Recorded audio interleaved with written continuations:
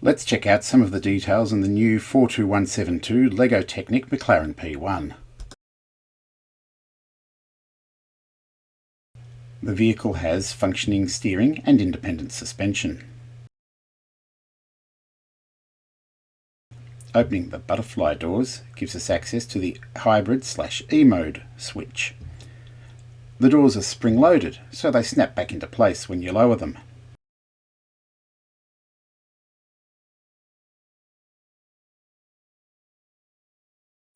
We're able to raise and lower the rear wing.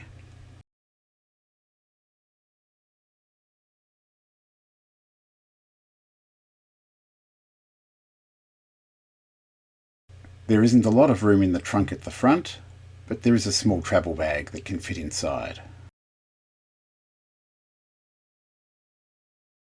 If you want to access the rear workings of the vehicle, it's simple.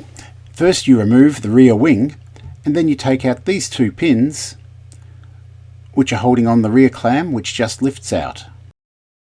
Let's take a closer look. Here you can see the V6 engine that has a 7-speed gearbox. You can change gears using these flappy paddles behind the steering wheel.